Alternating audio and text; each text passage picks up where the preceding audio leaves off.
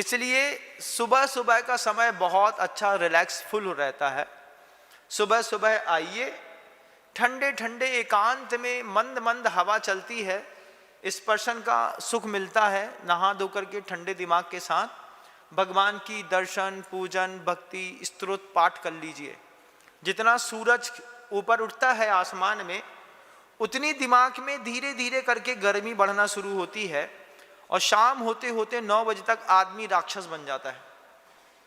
सुबह देवता रहता है, सुबह का जो प्रहर है उसको गंधर्व मनोहर काल कहा है।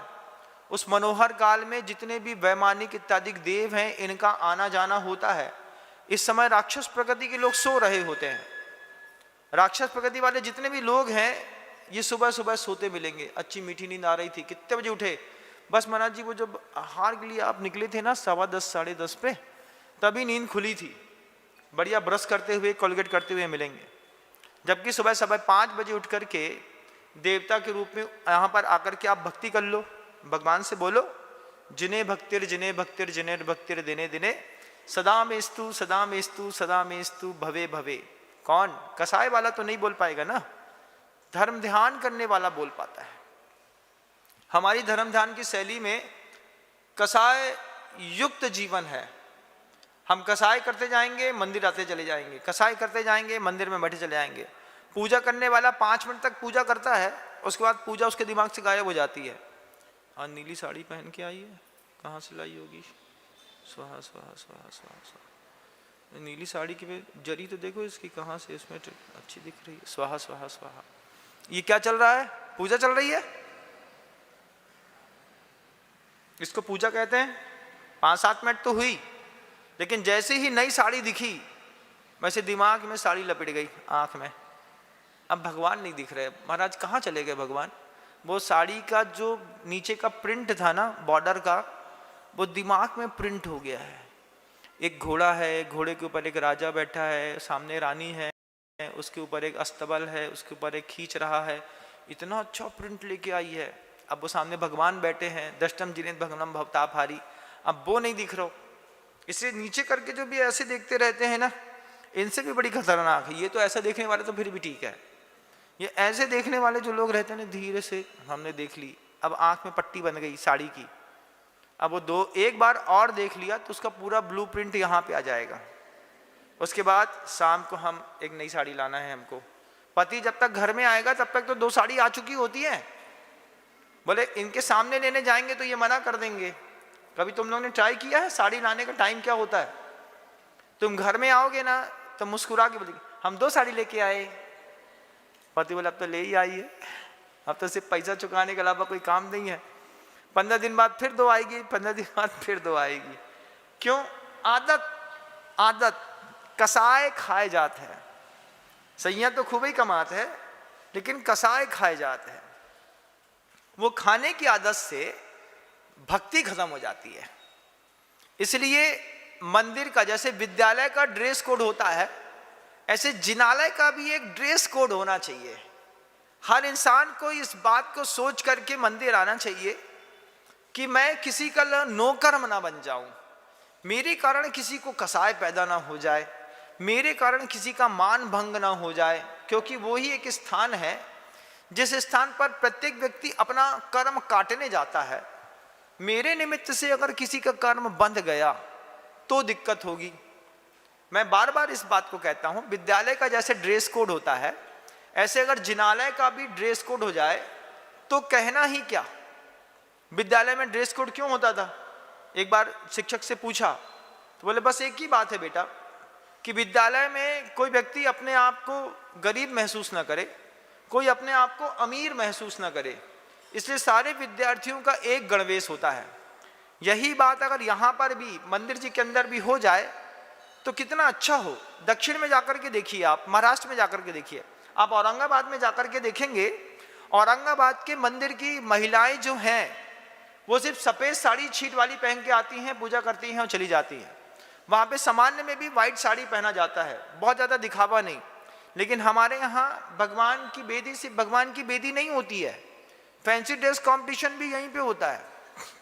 हाँ, नहीं होता है, हमारा सब बोल देंगे सब नहीं बोल देंगे, दुनिया को बता देंगे कि ऐसा होता है, अगर नहीं करें तो बहुत अच्छी बात है। बुराई किसी की नहीं है, बस ये है कि इसको सुधारने से कसाय का परिष्करण जब तक नहीं होगा तब तक भक्ति नहीं होती। आप कहीं पर भी देख लीजिएगा, आप किसी भी पद पर बैठे हैं, जिस उम्र में आप हैं उस उम्र का आगम ग्रंथों में एक उदाहरण निकालिए। मैं मुनि हूं, मैं मुनि का उदाहरण निकालता हूं अपने आप को परिष्करण करने के लिए। आप बेटी हैं तो आगम ग्रंथों में टटोलो कि कुंवारी कन्या की कहानी आगम ग्रंथों में कौन सी लिखी है। कुंवारी कन्या की जो कहानी लिखी है वो कहानी मुझे अभी लिखनी है। फिर आप उदाहरण निकालो कि घर के अंदर विपदाग्रस्त जीवन में धर्म ध्यान किसने किया, जिसने किया वैसा मैं भी कर सकती हूँ। जब भी मैं सोचता हूँ तो मैं एक ही बात बोलता हूँ महिलाओं के लिए, तुम्हारी स्थिति बहुत अच्छी है। जो लोग महिलाएं मंदिर नहीं आती, जो महिलाएं रोना रोती हैं कि हमको फुर्सत नहीं मिलती, उनसे एक ही बात है, तुम्हारी स्थिति चंदन बाला के जैसी तो नहीं है ना। चंदन बाला जैसी स्थिति महिलाओं की नहीं बनी ना। चंदन बाला की क्या स्थिति बनी थी आप बताओ। वो चंदन बाला तलघर में है, तलघर में रह करके सड़क के ऊपर एक उसके तलघर से एक जाली है, उस जाली में प्रकाश आ रहा है, उसमें से आवाज आ रही है, महाश्रमण महावीर जो हैं आहारचर्या को निकले हैं।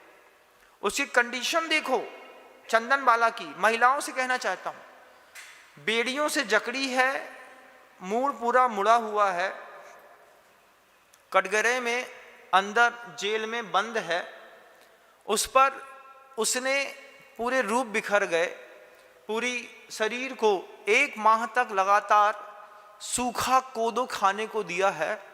रूक्ष कोदो होता है ना, अगर कोदो को बनाते हैं, जैसे आप ज्वार बनाते हैं, मूंग का खिचड़ा बनाते हैं, उस खिचड़े में गेहूं ना मिलाया जाए, घी ना मिलाया जाए पर्याप्त मात्रा में, तो वो अंदर ही अंदर पूरी आंतों को फाड़ देता है। आंतों को उसका अंदर से अंदर सूख गई है बिल्कुल।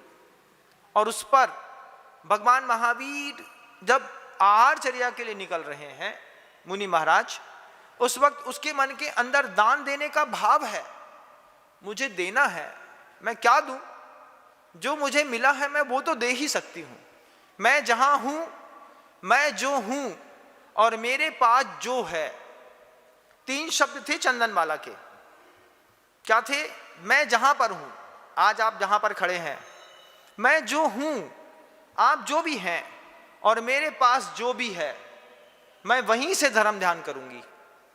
उसके हाथ में कोदो दे दिया था, उसने कहा पड़गाहन तो करूं प्रभु का। कोदो के लिए, कोदो हाथ में है, उस कोदो के साथ जो है, रूक्ष कोदो के साथ उसने प्रभु को निकलना है। प्रभु का भी क्या विग्रह है, उनकी भी विधि है, क्योंकि महापुरुष हैं, महापुरुष विधि लेके निकले। कोई महिला श्रृंखलाओं में जड़ी होगी, हाथ में कोदो होगा, उसी के पड़गाहन में दूंगा। मुझको भी अपना पुण्य पाप देखना है, मेरी कर्म की स्थिति कैसी चल रही है। उन दोनों के संयोग बन गए। दोनों के संयोग बनने पर हे स्वामी अत्र तिष्ठ ठ अत्र मम सन्निहितो भव भव वशट सन्निधि कर्णम तिष्ठ तिष्ठ ठ कह दिया। चंदना ने, महावीर ने आवाज सुन ली और रुक गए। जय जिनेंद्र, अगर आपको मेरी वीडियो अच्छी लगती है तो प्लीज़ मेरे चैनल को सब्सक्राइब करिए, लाइक करिए, शेयर करिए। इसी तरह से अपना प्यार मुझे देते रहिए।